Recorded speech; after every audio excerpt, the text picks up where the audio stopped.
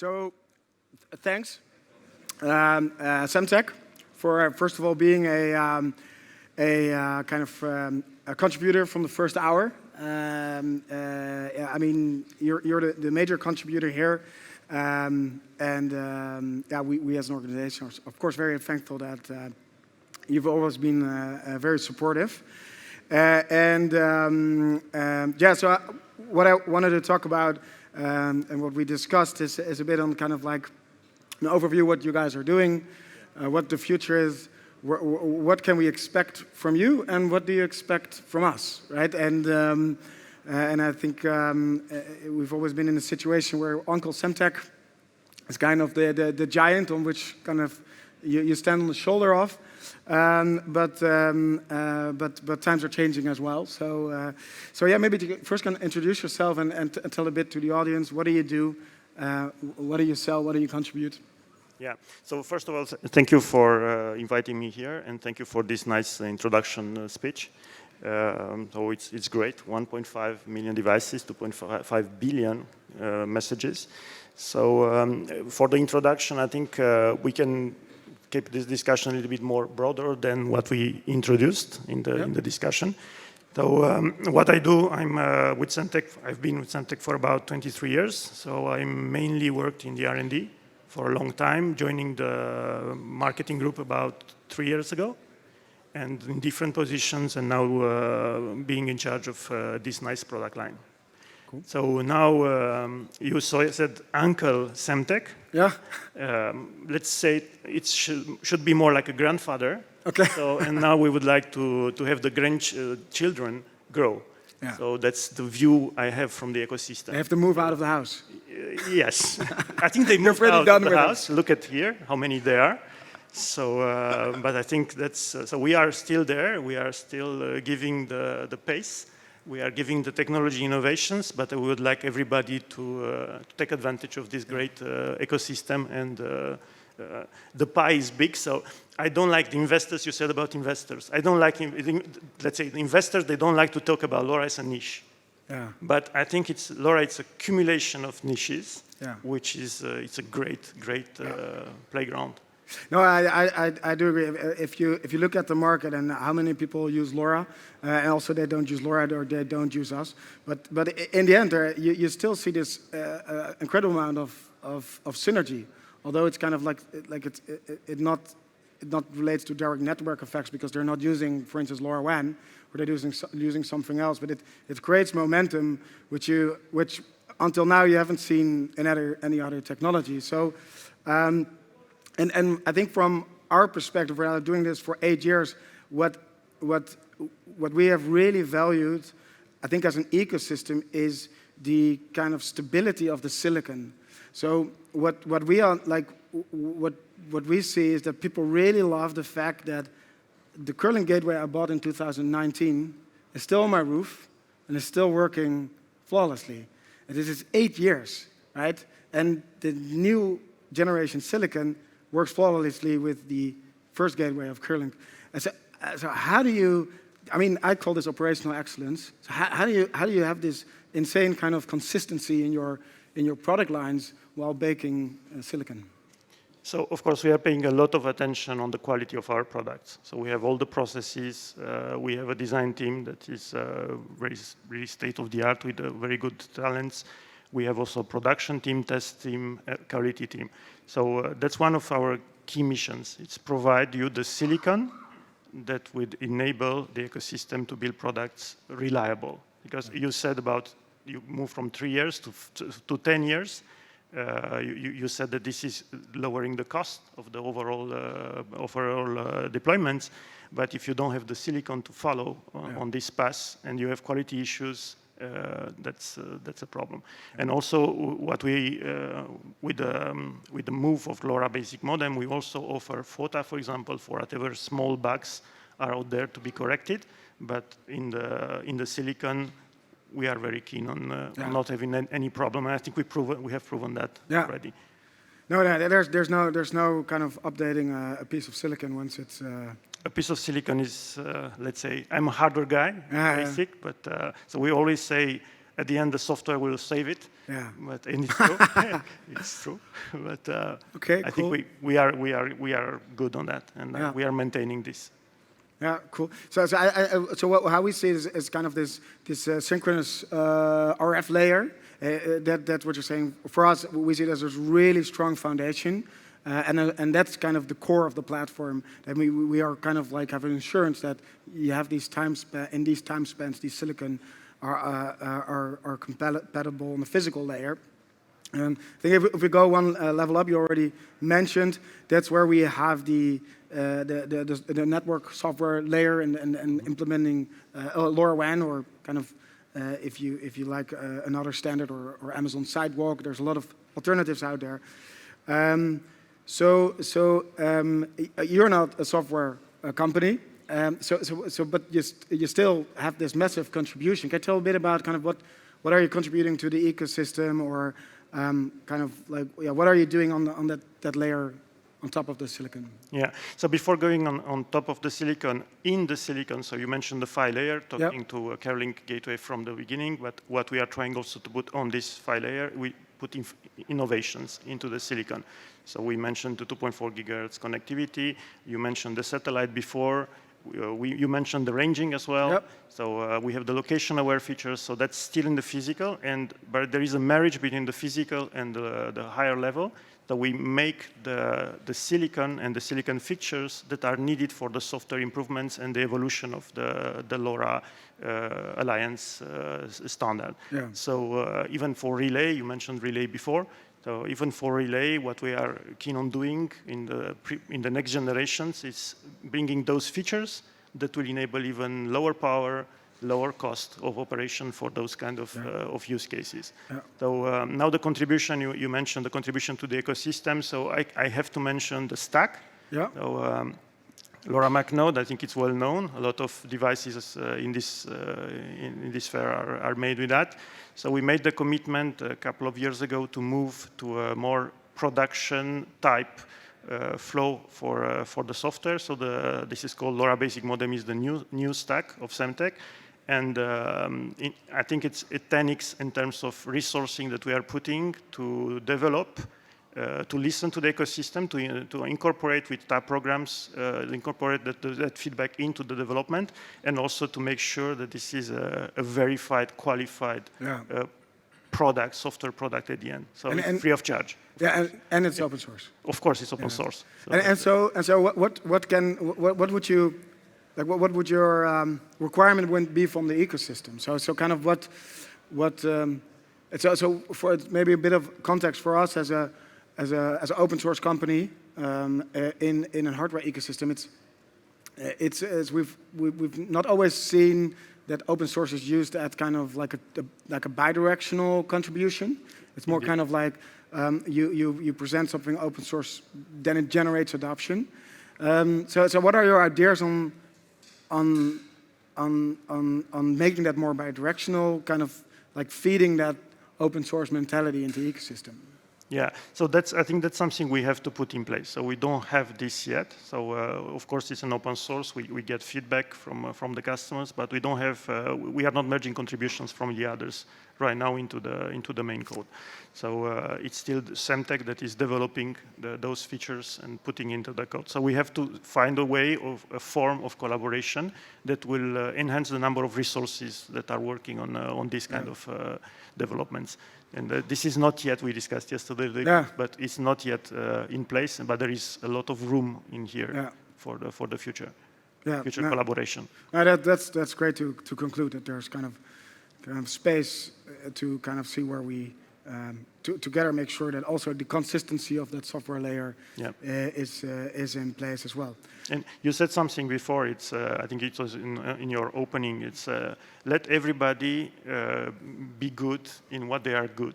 So that's an important message. So it's let's make everybody successful, and if they are the masters of those technologies, of those developments, listen to them and let them do what they are best of doing.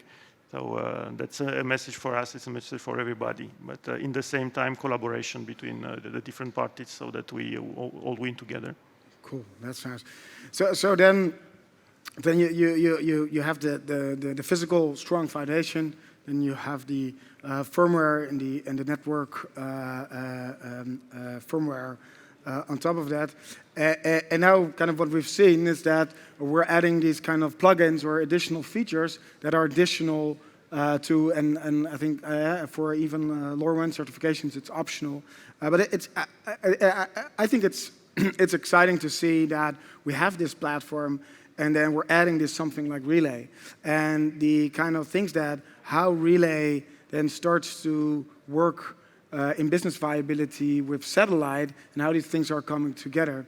And I think another thing which is a plugin is device to device. So can you touch base a bit on the kind of, you say you talk to a lot of customers, these additional freebies basically that we get from you guys and from the ecosystem. Can you elaborate a bit on these two, and where do you see the business viability and the upside?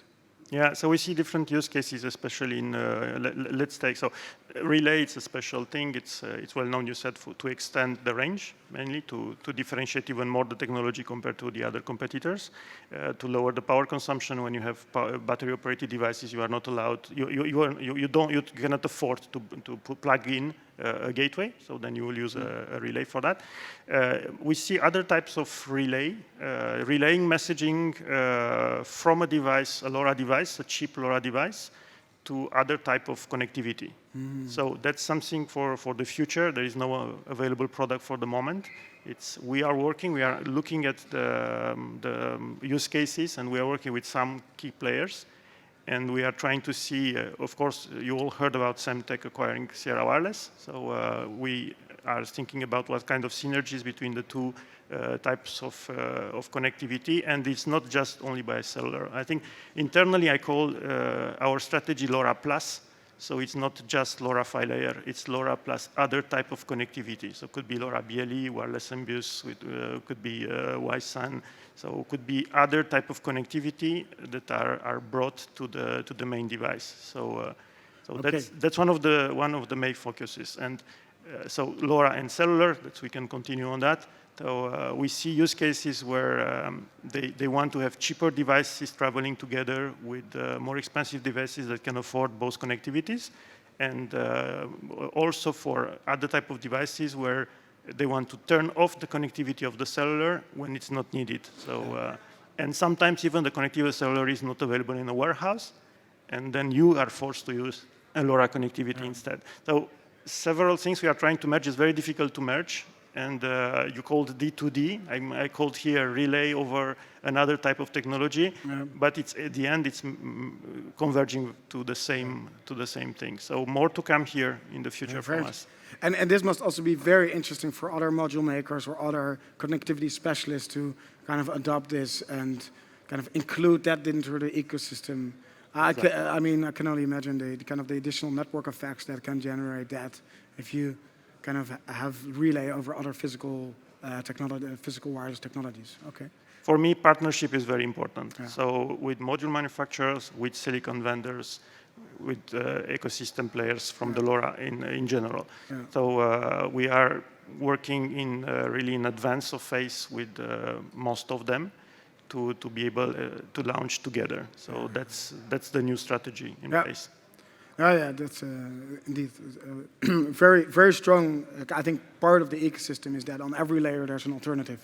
Yep. The fact that there's the STM32WL by ST is making things stronger. The fact that there's many kind of alternatives for what we do. So so that really makes a market.